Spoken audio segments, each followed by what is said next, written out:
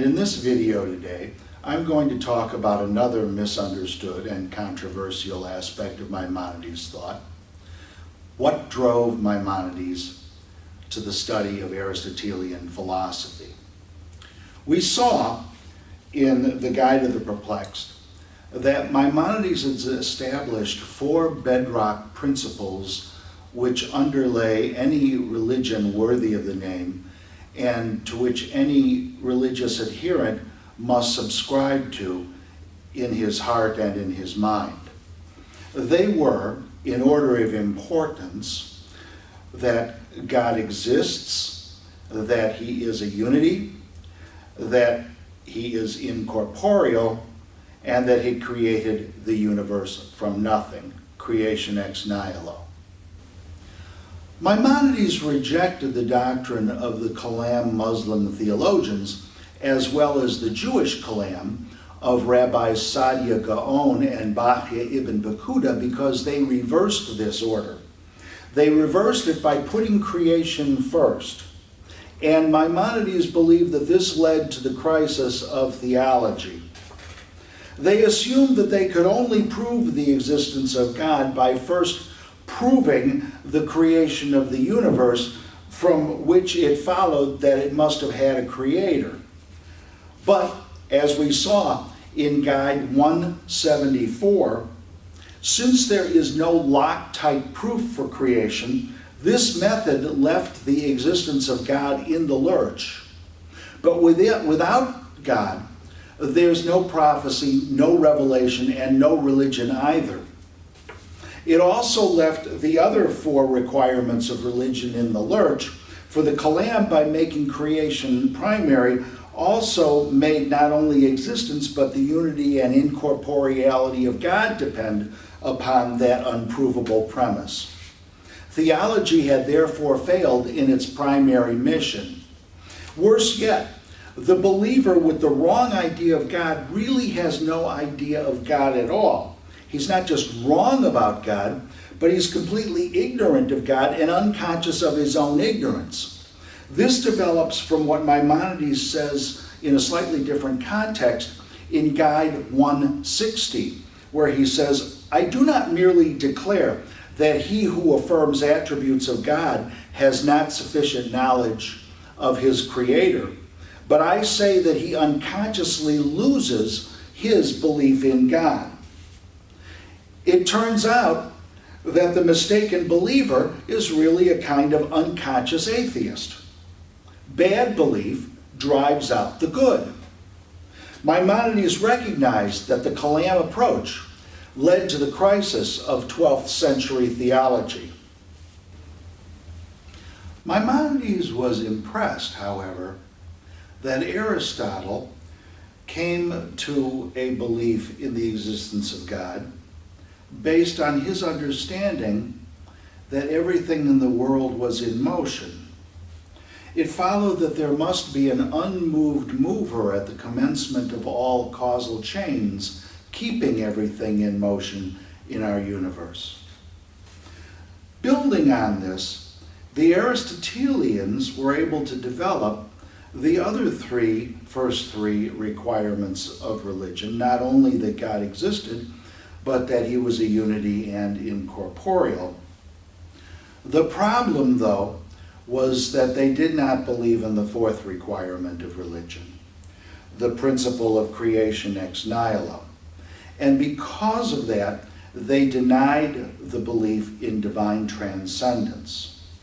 The reason for this is that only a transcendent God, a God outside of and apart from the universe, could have created it from nothing.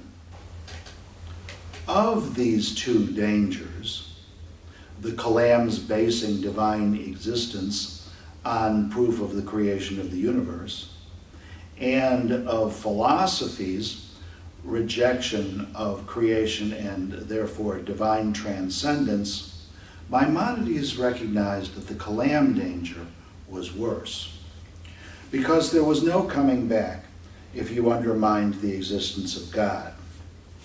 On the other hand, since creationism and eternalism were both unprovable, And though the Aristotelians did not accept the revelation of God's creation of the world, at least they accepted the existence of God, the most important requirement of religion. And so God's existence, it came out, could be proved in ways satisfactory to both Athens and Jerusalem, to both the eternalists and the creationists. Thus, if the creationists were right, there must have been a creator, since the universe could not have created itself. But if the eternalists were right, there must be a supreme unmoved mover at the commencement of all causal chains of the unceasing motion of the universe. In either case, God must exist. Moreover, Maimonides could still argue that belief in creation was possible and philosophically justifiable. The problem nonetheless remained. Creationism and eternalism were both unprovable, and both had equally persuasive arguments. But if the conviction of the truth of God's creation of the universe really is one of the four requirements of religion, as Maimonides insisted, wouldn't there necessarily be a doubt because of that equal persuasiveness on both sides of the question? How could any true believer in religion accept all four doctrines of the faith? Wouldn't they always harbor doubt about creation? Wouldn't that make them unconscious heretics or even unconscious atheists? What could persuade them of the truth of creation? This was the problem that drove Maimonides to the study of Aristotelian philosophy. Maimonides summarized in the 25 Aristotelian propositions at the beginning of the guide all of Aristotle's proofs which would lead to belief in the existence of God, his unity, and his incorporeality. However, their 26th proposition, the one that made the entire structure hang together in the eyes of the philosophers, was their belief that the world was eternal and could not have been created. Thus their motto, ex nihilo nihil fit, from nothing comes nothing. Judaism could never accept this doctrine, which would have destroyed divine transcendence. The significance of prophecy. Maimonides realized he had one critically important card left to play, and that was his belief that the Athenian philosophers, Aristotle, Plato, Socrates, believed in the effectiveness of prophecy. Indeed, the story of Athenian philosophy begins when Socrates heard the prophecy that changed his life, when the famous oracle at Delphi pronounced him the wisest of men. Socrates was astonished, but he didn't reject the philosophy, and he spent the rest of his life looking for evidence for it by showing that those who thought they were wise were not. He exposed their fraud.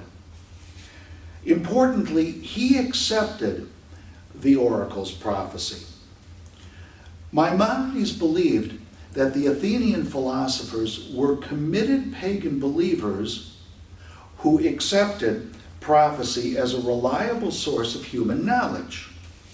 In this, Maimonides agreed with the philosophic tradition in the Arabic-speaking world of his time, which strongly supported the value of prophecy.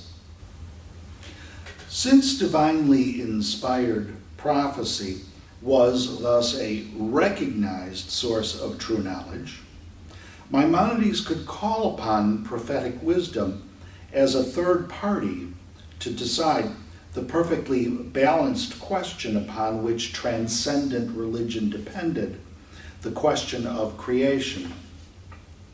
The reason that Maimonides could do this was that he had already determined what prophecy was and who were the true prophets in the Mishneh Torah.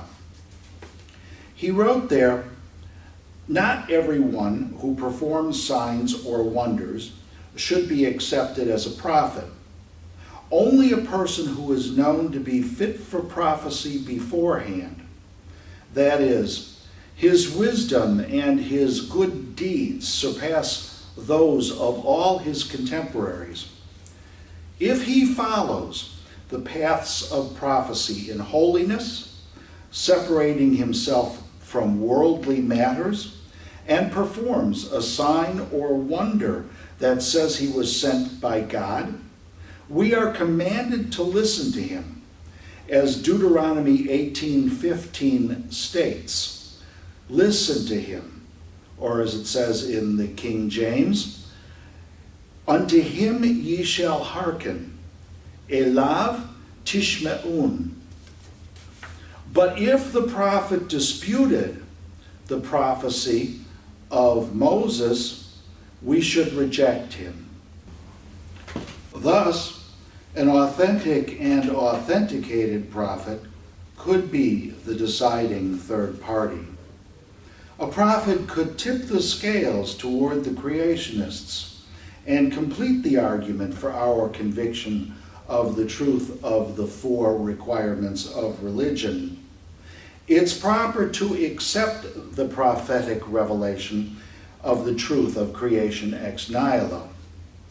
The power of prophetic evidence is such that we must accept the direction of the prophet al pi halacha, since, as the Bible says, listen to him, elav tishme'un. One prophet was enough, especially when that revelation came from the greatest of all prophets, Moses. So that's why Maimonides formulated his 26 propositions of Aristotelian philosophy. He wanted to clear away the Kalam's insistence on proving God's existence from creation, as well as the rest of their bad arguments for God's unity, incorporeality, and creation of the universe that had been having an insidious influence on Jewish thought. Having established the first three requirements of religion on unassailable grounds, he then made a strong case that the prophetic insight of Moses was sufficiently compelling third-party testimonial evidence to prevent our harboring doubt about creation. Maimonides shows that only one such witness was necessary, the witness of the true prophet, Moshe Rabbeinu. Anyone who needed more proof clearly did not, as the Torah says, listen to him, elav tishme'un. I hope you've enjoyed this video. Thank you very much for listening. You may contact me at scottmalexander@rcn.com with comments, criticism, or questions. Click on the description panel of this talk on YouTube to see links to the documents mentioned in this video.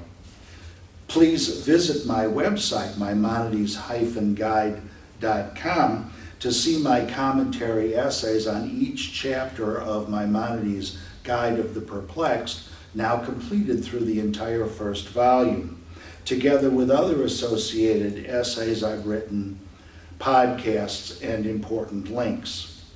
And of course, please like this video, share it, subscribe, and click the notification bell.